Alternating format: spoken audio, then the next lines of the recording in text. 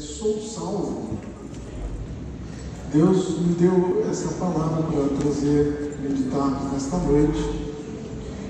Eu peço que você abra a sua Bíblia no livro de 1 João, capítulo 5. Capítulo 5. Nós vamos ver algumas características ou evidência. O que é evidência? O que evidencia?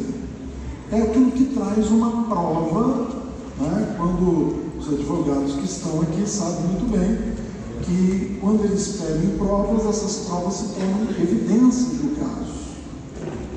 E aqui nós vamos ver provas, algumas provas de por que, se você tem certeza da sua salvação. Por que isso? Porque às vezes chega alguém e pergunta para o pastor, eu tenho dúvida da minha salvação.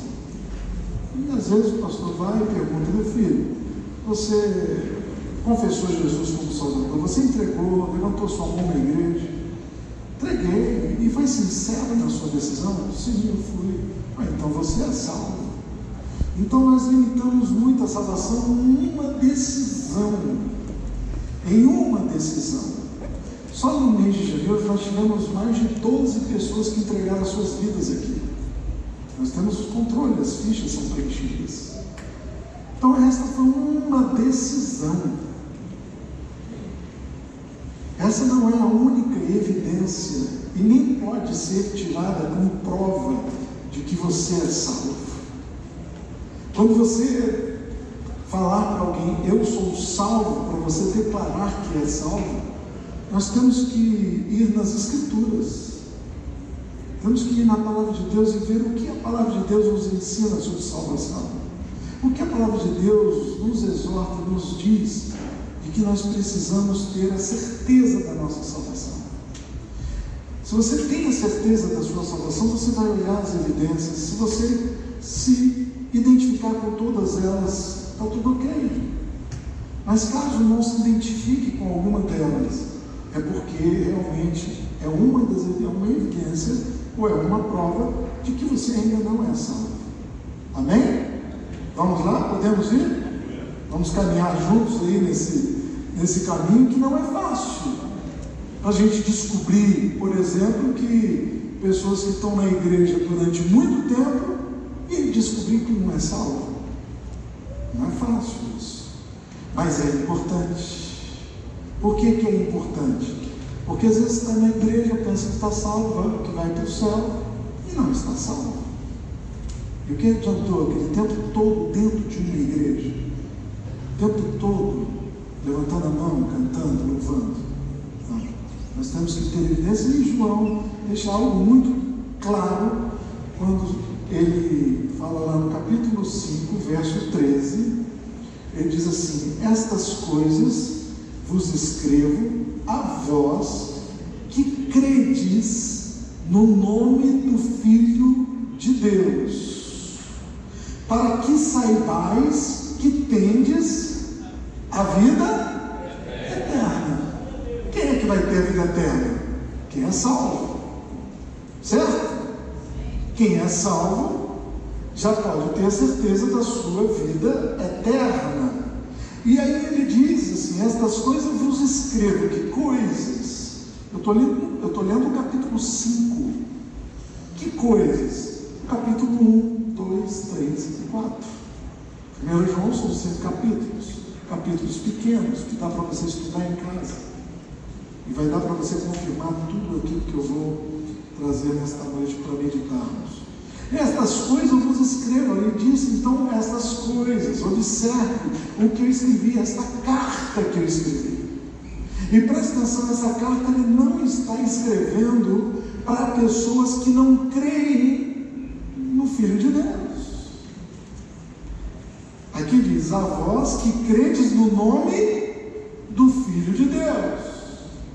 Então, esta é uma característica desta carta, muito importante para o tema deste nosso congresso. Sou salvo. Será que sou? Não? Então, nós vamos nas evidências. E é muito fácil, muito prático e muito claro a Bíblia.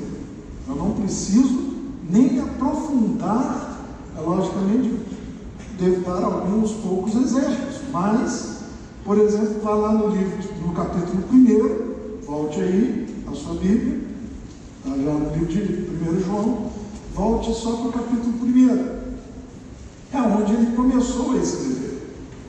Estas coisas vos escrevo. Então, desde o capítulo 1, ele vem escrevendo várias evidências, várias características, aquilo que comprova se realmente aquela pessoa que diz que é crente, se ela realmente é. Se ela é salva, se realmente ela é salva. Se ela vai ter vida eterna, se realmente ela vai ter vida eterna. Então, o primeiro ponto, bem claro neste capítulo 1, verso 5, é que a Bíblia fala que Deus é luz. Então, João, ele está escrevendo que Deus é luz. A primeira evidência, e esta é a mensagem que dele ouvimos, e vos anunciamos que Deus é luz, e nele não há trevas nenhuma. Se dissermos que temos comunhão com ele e andarmos nas trevas, mentimos e não praticamos a verdade. Mas se andarmos na luz, como ele na luz está, temos comunhão uns com os outros, e o sangue de Jesus, seu Filho, nos purifica de todo pecado. Olha, pastor, qual é a primeira evidência? A primeira evidência é bastante clara. Se Deus é luz e não há trevas nenhuma nele, então nós temos que andar na luz. Primeira evidência é que se uma pessoa está na igreja, mas anda nas trevas, ele está mentindo. Se ele não tem comunhão com o seu Deus, se não há trevas nele, então ele está mentindo. Então não é salvo. Esta é uma das primeiras evidências. Uma evidência tem que ser comprovada por atitude, pelas obras, pelos frutos. Jesus não falou? Pelos frutos os conhecereis. É pelo fruto que ele conhece os seus discípulos, conhece os seus filhos, conhece aqueles que obedecem, conhece aqueles que têm comunhão com Deus. Não adianta você falar da boca para fora: eu tenho comunhão com Deus todos os dias. Não é isso que ele espera de nós, abrirmos a boca, se nós não tivermos realmente como provar com as nossas atitudes. Ele está dizendo em andar. E aí, o que é andar? Vem do grego perikateu. O que quer dizer perikateu? Perikateu quer dizer caminhar ao redor, ao redor. É uma caminhada, é você pisar nos passos. Não sei quantas pessoas conseguem observar uma família, ou no shopping, ou caminhando, fazendo um passeio na rua, e está lá o esposo segurando a mão do filhinho de um lado e a esposa segurando a filhinha do outro, e eles estão andando. Os passos que os pais dão normalmente são passos largos, não é? Quantos passos a criança vai precisar dar para que ela alcance o passo do pai?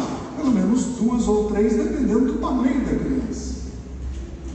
Fazendo uma analogia, para caminhar nos passos de Jesus, nós não podemos ser meninos, não podemos ser como criancinhas, tentando alcançar os passos de Jesus, os passos de Deus, pois nós queremos, onde Jesus pisar, nós queremos colocar o nosso pé também.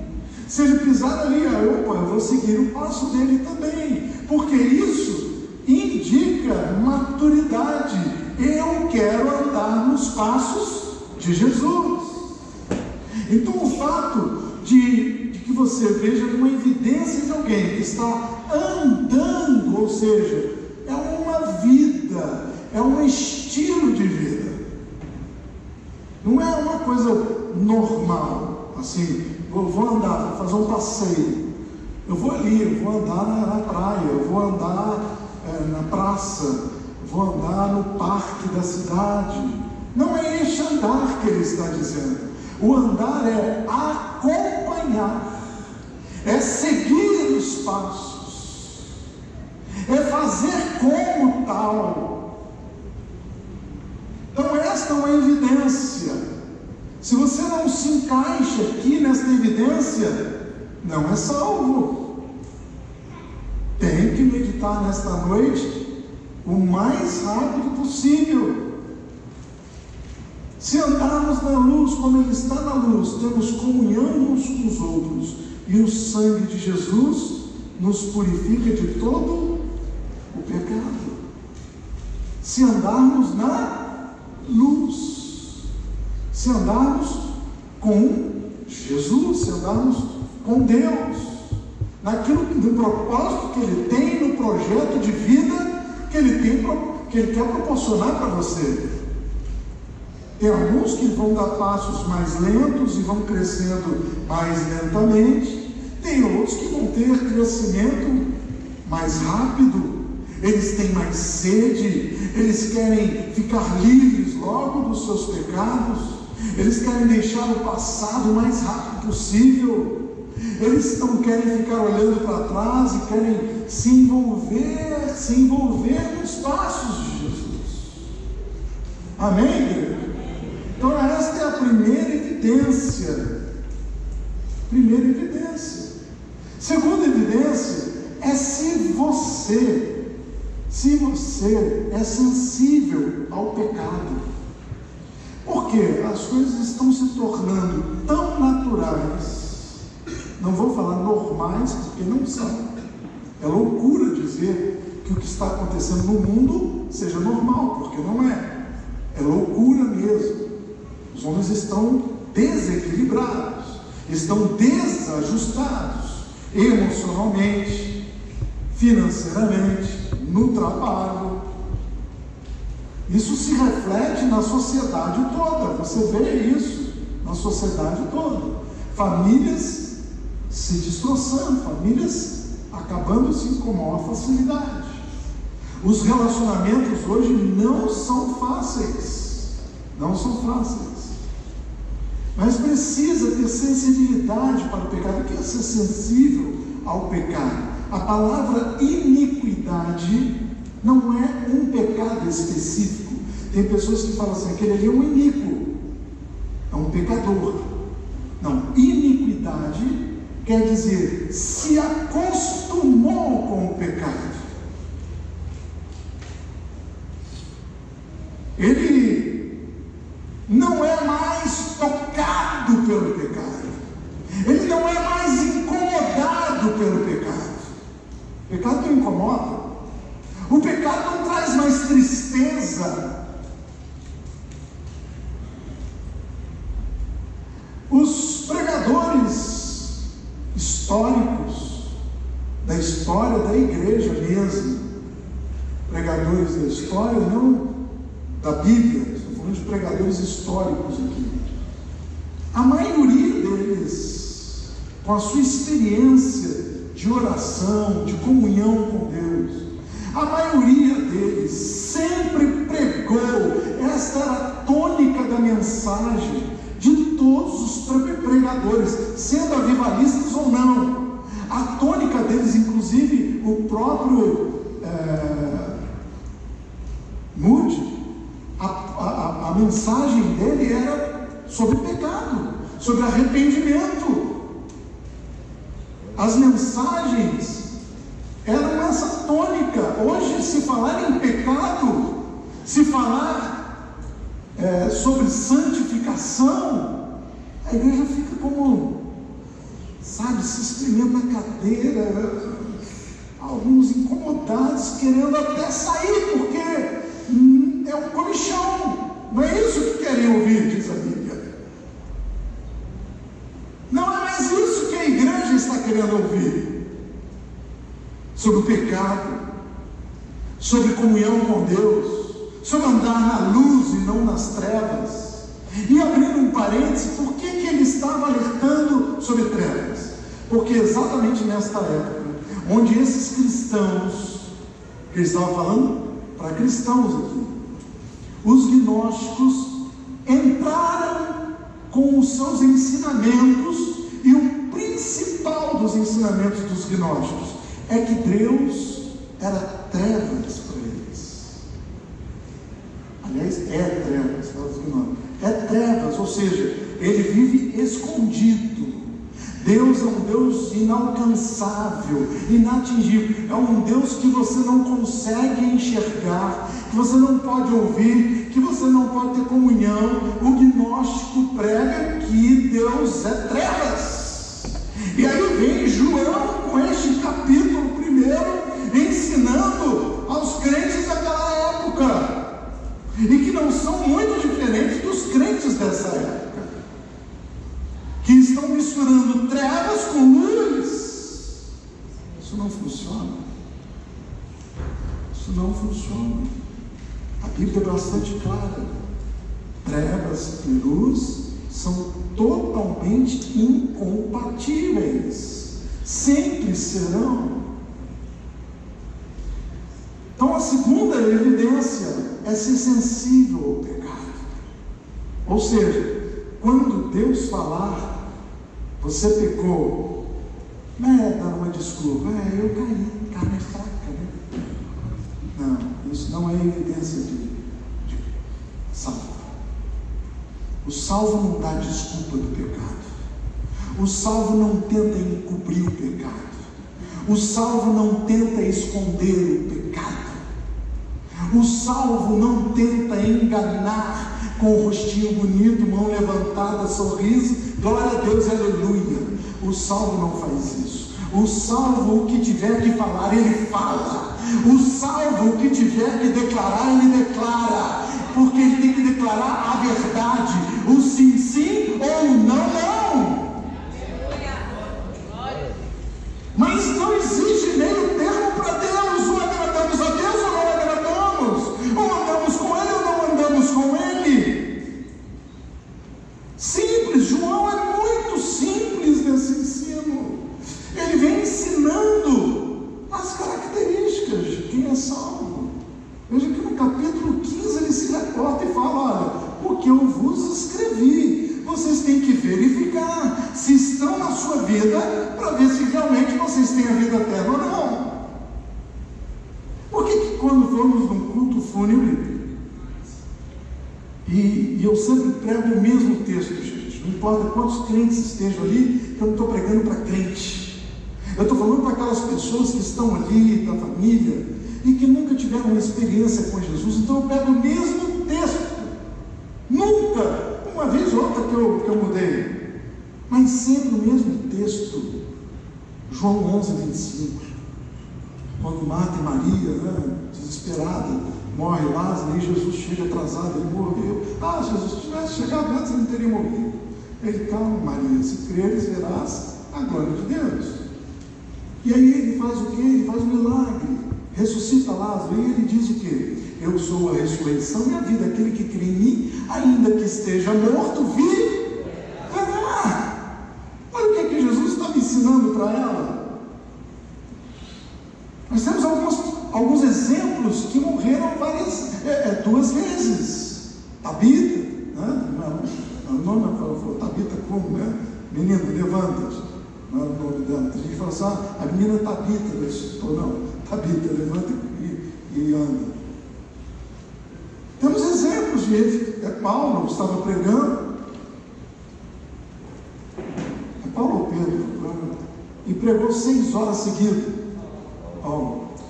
E aí ele caiu lá, não sei o que andava, mas ele morreu. E Paulo fez o quê? Foi lá embaixo, largou o culto, foi lá embaixo, orou com ele, ressuscitou o rapaz. Ele cochilou. Paulo preocupado, porque esses caras ficam dormindo todo o culto e não vai ser salvo. Não vai ouvir a mensagem, nada vai ser tocado. Pelo contrário, ele não está nem aí. Enquanto tem pessoas que são insensíveis, aqueles que cruzam braços, fala assim, não estou nem aí. Estou nem aí. Eu quero aproveitar a minha vida. Eu quero andar com os meus passos. Então as pessoas têm que fazer escolhas. Primeiro ponto, então, andar na luz e não nas trevas. Você tem que andar na luz, não nas trevas. Segundo, ser sensível ao pecado.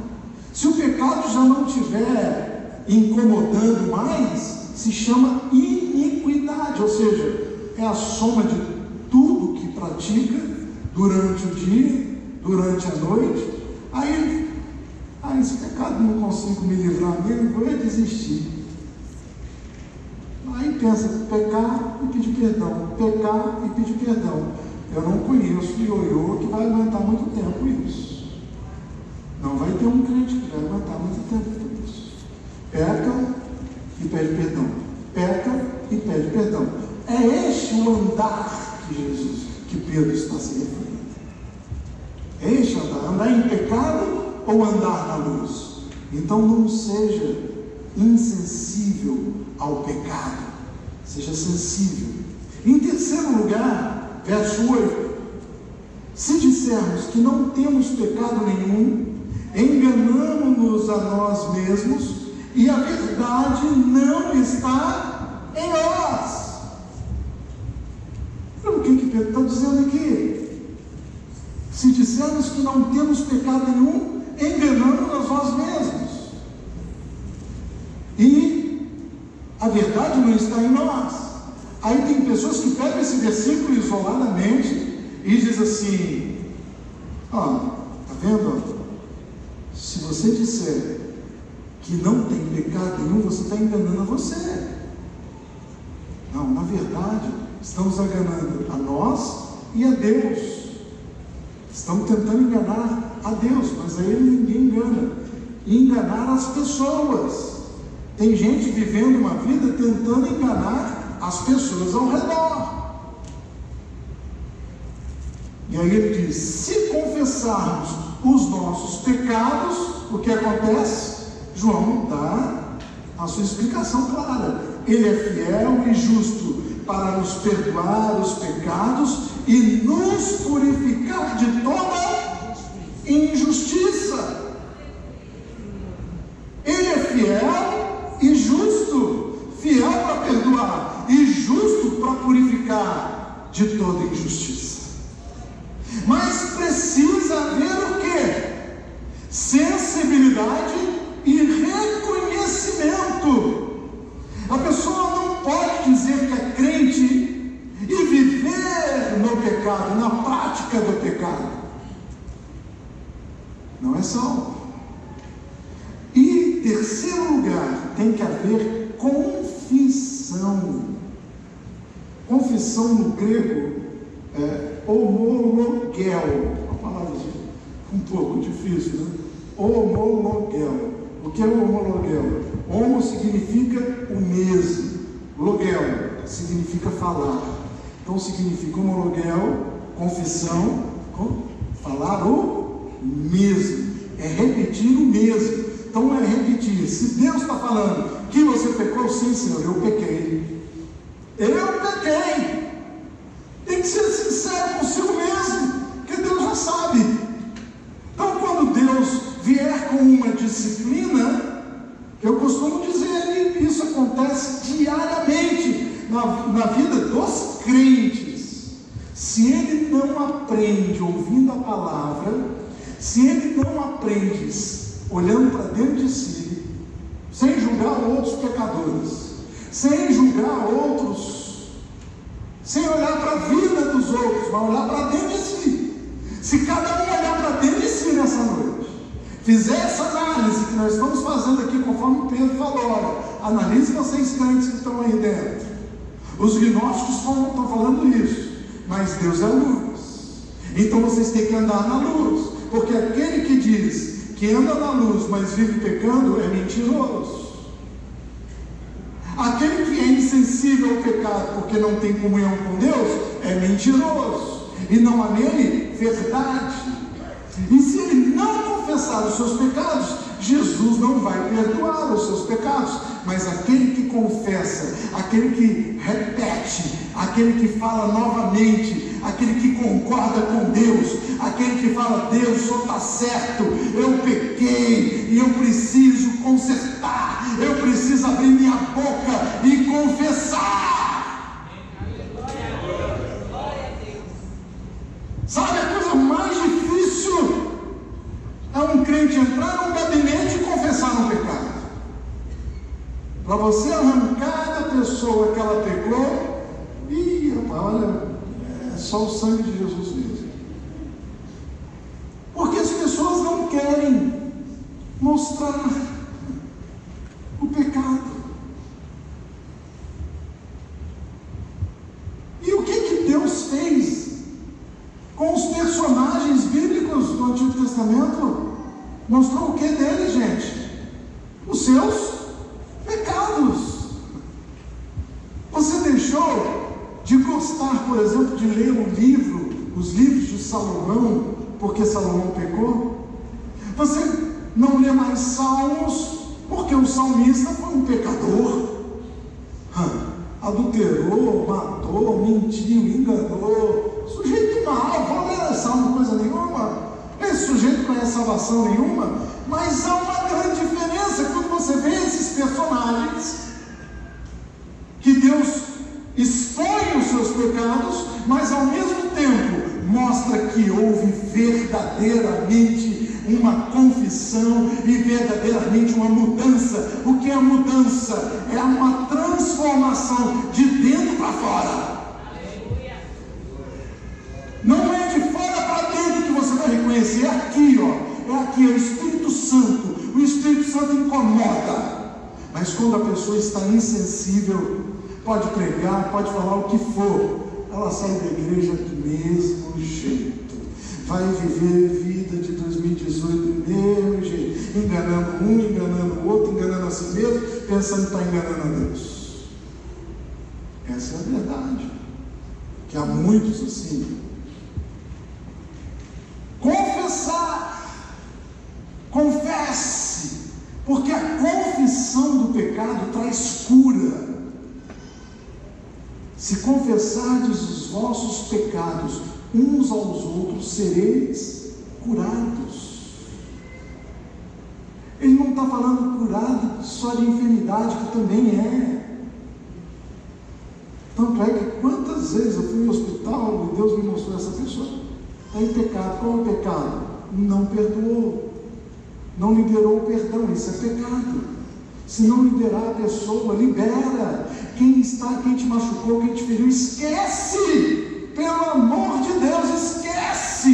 Deixa a pessoa caminhar a vida dela. Abençoa e ora. Fala: Deus, abençoa essa pessoa em nome de Jesus, e caminha a tua vida. É isso que Deus quer. E quantas vezes? Olha, está em pecado, você tem que pedir perdão, você tem que se arrepender, você tem que liberar perdão. E aí Deus vai lá e cura. Ele faz a cura. Mas também tem a cura emocional, também tem a cura espiritual, ou seja, a libertação. Quando uma pessoa confessa e deixa o pecado, então essas duas palavras têm que andar juntas, porque confissão sem deixar é a mesma coisa que não salva. Confissão sem deixar é a mesma coisa que não salva. Está claro aqui nesse texto?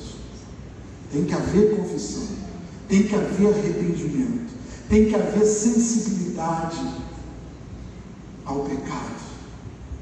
E tem uns, sabe, que dá até receio de falar de público, mas acontece.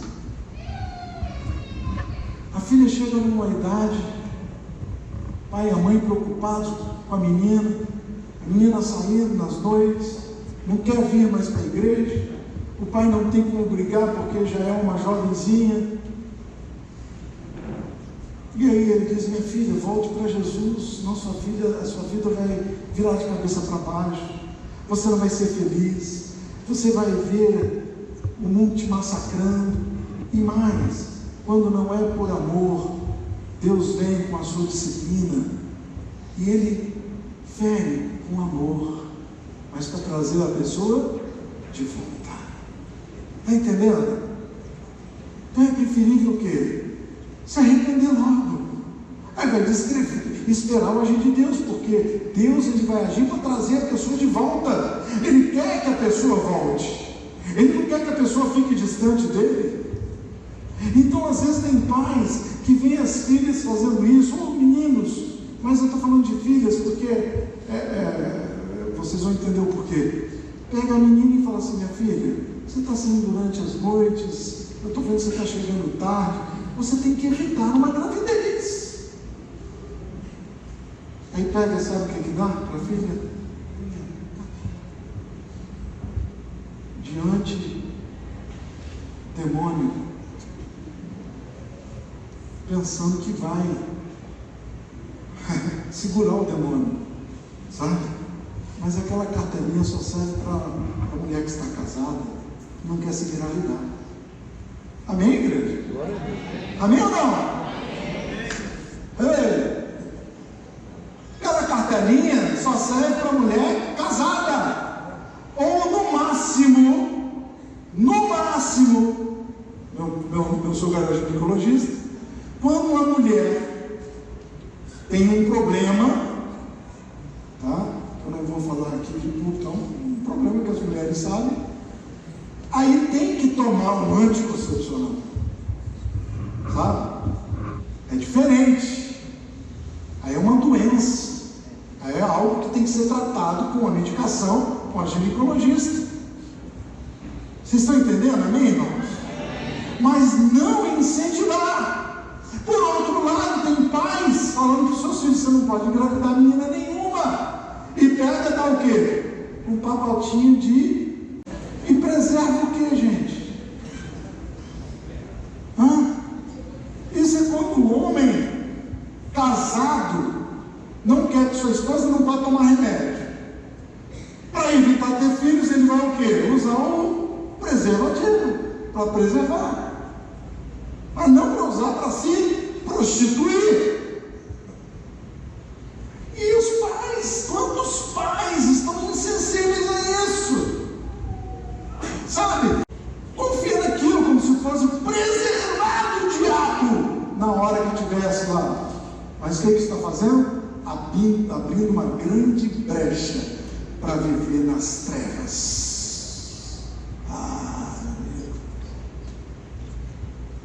A mim pode falar qualquer coisa, mas não engana o Espírito Santo.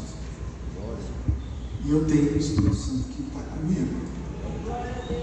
Ele revela muita coisa. Se eu fosse falar do que Deus revela para mim, eu ia ter culto só de revelação, mas eu não sou assim. Se você for procurar culto só de revelação, você está frito, meu irmão.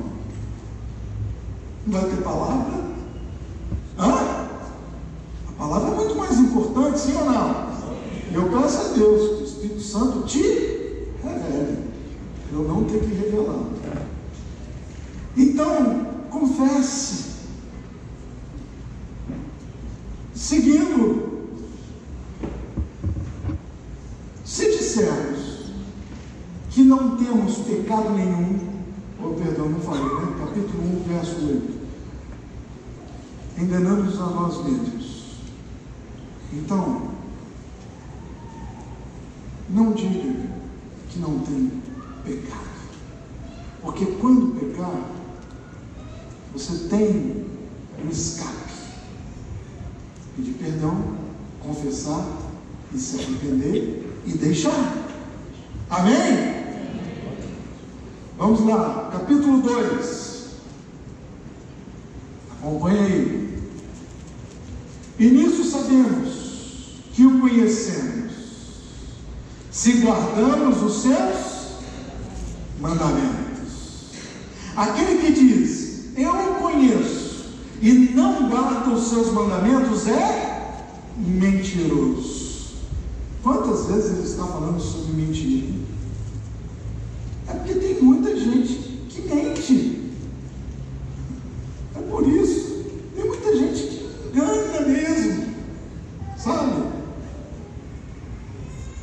E nele não está a verdade, mas qualquer que guarda a sua palavra, nele realmente se tem aperfeiçoado o amor de Deus, e nisto sabemos que estamos nele. O que é estar nele? É estar na presença de Deus, é caminhar com a presença de Deus. Está no carro, a presença de Deus está contigo. Está no banheiro, a presença de Deus está contigo. Está no escritório, em frente ao computador, sozinho em casa, a presença de Deus está contigo. Está no trabalho, a presença de Deus está com você. Sua mulher viajou, está em casa, a presença de Deus está com você, varão. Todos são tentados, mas não quer dizer que pela tentação a pessoa vai cair no pecado. Isso é uma questão de dizer não ao pecado, ser sensível e entender quando a tentação estiver chegando, porque a pessoa, olha, não existe esse papo, pastor, um dia isso tem alguns anos, pastor, foi involuntário. Eu fiquei assim, calma aí, tem uma nova doutrina que você está ensinando, então agora, que eu preciso até estudar sobre isso. Mas a verdade é que eu já tinha estudado, já sabia sobre isso. Quando eu me converti, ouvi muitas vezes pastor até falando isso, que tem pecado que é voluntário e pecado que é involuntário. Aí eu falei assim, aquilo que é involuntário é porque a pessoa não está em sã juízo, ele não está bem da cabeça, é um doente ou sei lá o que, o demônio pegou o sujeito. Involuntário, está endemoniado, involuntário, o demônio usou ele pegou e depois disse, pastor, foi involuntário, eu não queria, sabe, eu me esforcei, sabe, quando chegou, parece engraçado, né? Já pensou alguém contando para vocês, quando chegou na porta do motel, eu ainda orei, Deus me livra. Está amarrado, irmão. Chegou na porta do motel, o cara já entra. Que história é essa? Involuntário, não aguentei, pastor, o carro me levou. Sabe, a mulher me levou, ela, olha, aquela mulher, é um cão, é pombagira. Aí bota a culpa no pombagira.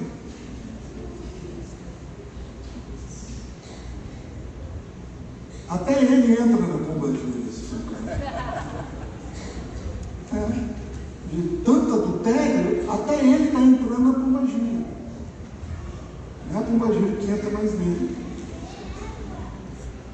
Guardar os mandamentos.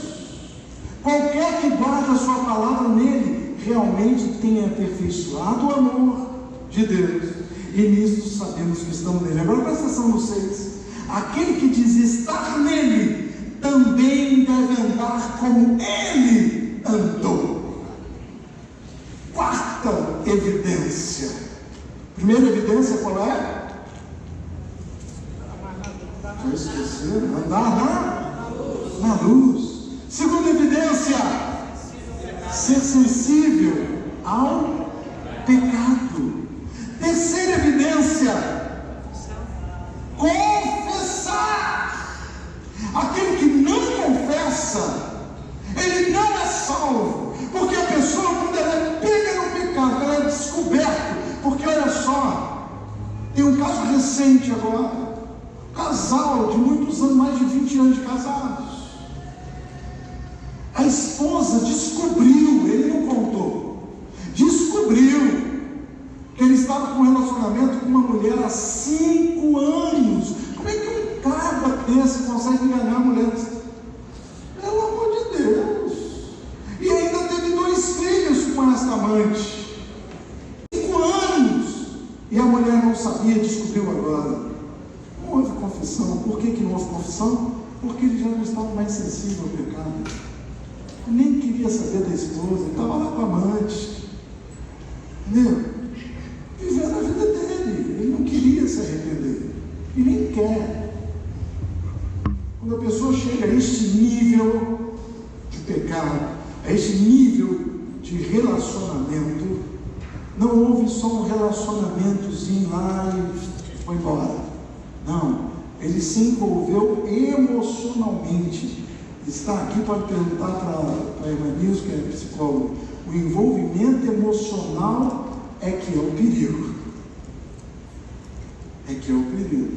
Se envolveu emocionalmente, aí é perigoso. E o pior é que tem uns malandrinhos por aí, que tem uma né? Ele falou, malandrinho mesmo, fala, e a moça, coitada, cai no papo. Andar como ele andou. Em quarto lugar, relacionamento. Aí se você me falar assim, pastor, eu tenho um relacionamento com Deus, sabe o que é que eu vou perguntar para você?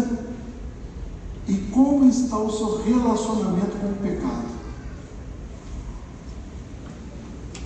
Porque para mim é isso que interessa. Eu tenho um relacionamento com Deus. Praticamente todos os crentes têm. Que tipo de relacionamento? Uns rasos, vêm nos domingos.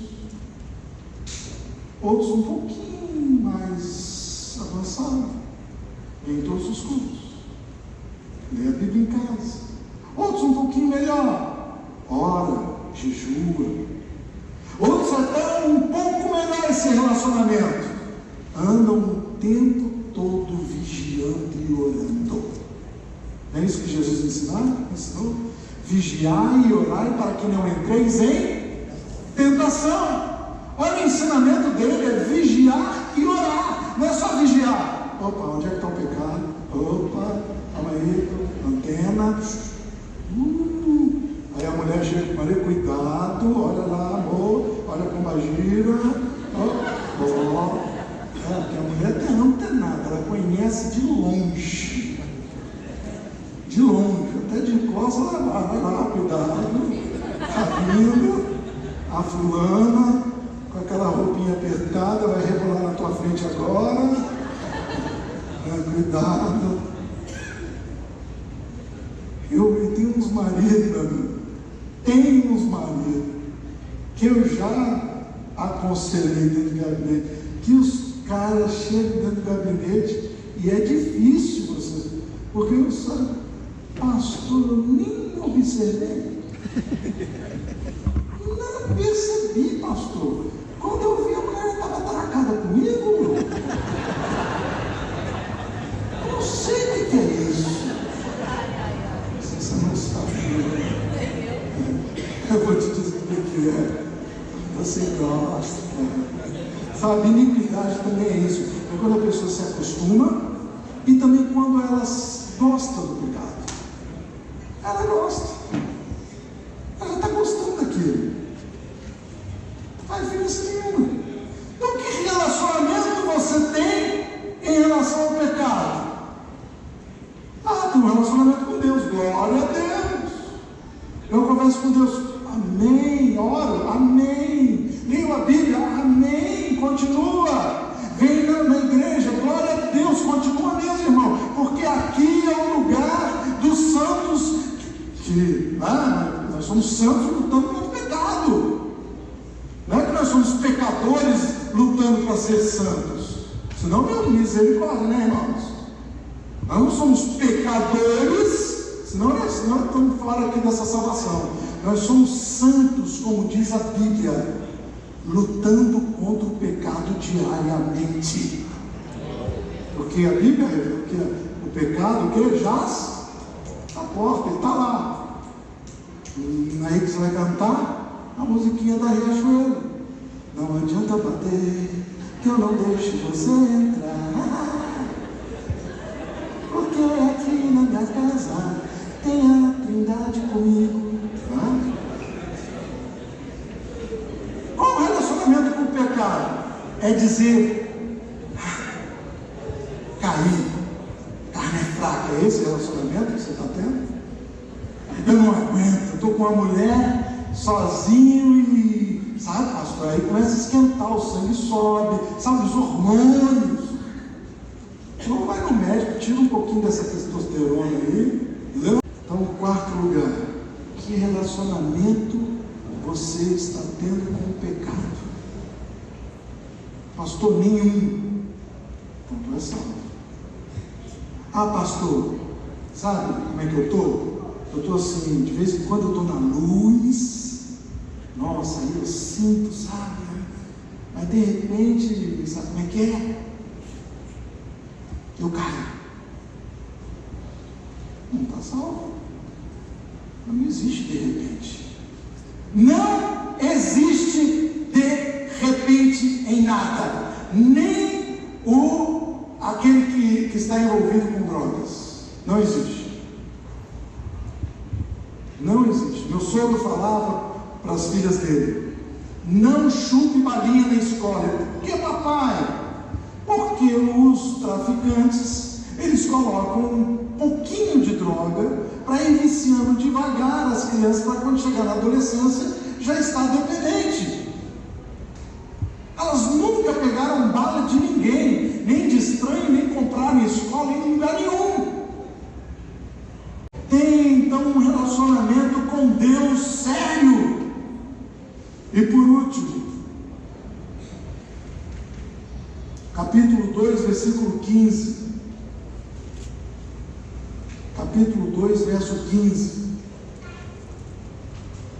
Não ameis o mundo, nem o que há no mundo. Se alguém ama o mundo, o amor do Pai não está nele. Porque tudo que há no mundo, a concupiscência da carne, a concupiscência dos olhos, a soberba da vida, não vem do Pai, mas sim do mundo. Ora, o mundo passa e a sua concupiscência, mas aquele que faz a vontade de Deus permanece para...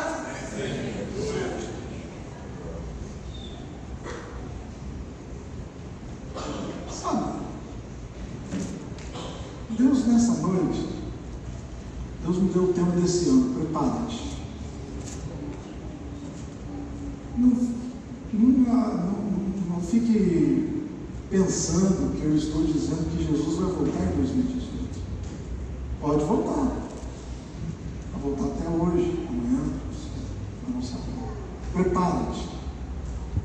E quando fui dar um nome para esse congresso, Deus falou: sou salvo, porque tem tudo a ver com prepara-te. É ou não? Eu tenho que ter certeza da minha salvação para eu estar preparado. Porque se eu não estiver preparado, se eu não souber como me preparar, não adianta. É como aquela minha mensagem sobre as 5 sábias e as 5 nécias com a lamparina. Todas elas tinham a lamparina, mas apenas 5 mantiveram azeite, mantiveram comunhão com Deus, mantiveram na presença de Deus. Assim, não, viver a vida deixando para lá. No dia a gente pega um pouquinho. Não é assim. No dia em que Jesus voltar, eu sou salvo. Será que você é mesmo? Depois dessas evidências, tem um amor aí? Você ama alguma coisa do mundo? Porque se você ainda ama alguma coisa do mundo, você não é salvo. Precisa rever hoje à noite. Precisa rever a sua posição diante de Deus, confessando, se arrependendo, dizendo a Ele, sendo sincero: eu pequei mesmo. Porque Ele está aqui para perdoar, Ele não está para condenar. Ele não está aqui para te condenar e falar assim: mano, então você não é salvo, vou te levar para o inferno. Deus, Jesus, o Espírito Santo vai levar ninguém para o inferno. As pessoas vão com as suas próprias pernas. E foi assim que eu me converti. Graças a Deus, que a minha esposa foi usada pelo Senhor naquela noite e me falou: se você não vou orar mais por você, se você não quer mais ouvir a palavra de Deus, então você vai para o inferno com as suas próprias pernas. O que ela queria dizer com isso? Decisão, posição. Não é o diabo que vai levar? trabalhando para isso. Ele está trabalhando para, inclusive, estava trabalhando para tirar os crentes lá daquela igreja, os gnósticos, sendo usados pelo cão para tirá-los, ensinar heresia, ensinar tudo aquilo que é mentiroso, para levá-los para o inferno. Essa é a batalha espiritual, meu irmão. Creia ou não, ela existe e sempre vai existir. O mundo espiritual é real. Satanás odeia ao ser humano, porque foi a principal criação de Deus, a mais especial. Você é especial e ele tem ódio dessa criação. E se ele conseguir pegar a criação de Deus, destruir essa criação, ele vai o quê? Ganhando mais vitórias para levar para o inferno. Mas enquanto Deus está agindo aqui, que é a mão de poder, e você se apegar a Ele, e você confessar, e você ser sensível ao pecado, se você se relacionar com Deus e se dizer que não é pecado, o seu relacionamento com o pecado ser o nojo, o ódio, que os grandes pregadores pregavam sobre isso. Tenha ódio daquilo que Deus odeia. Tenha raiva daquilo que Deus tem raiva. Se ire por aquilo que Deus se ira. Fique indignado por aquilo que Deus fica indignado. Essa é a posição do salvo. Essa é a posição do crente genuíno. É não aceitar com facilidade. É não falar assim, tudo bem.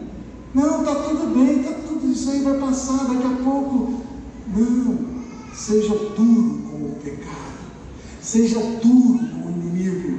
A Bíblia diz resistir o diabo. Não é, a Bíblia não está dizendo, olha, ele vai atacar a qualquer momento.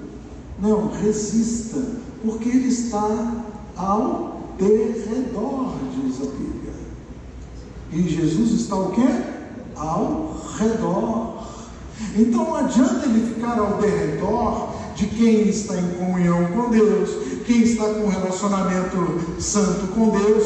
E para encerrando, o que evidencia a justificação, porque Jesus veio para nos justificar. O que evidencia a justificação é a santificação. Santificação é realmente uma maneira de viver diferente da que você vivia. É querer viver fora dos padrões do mundo.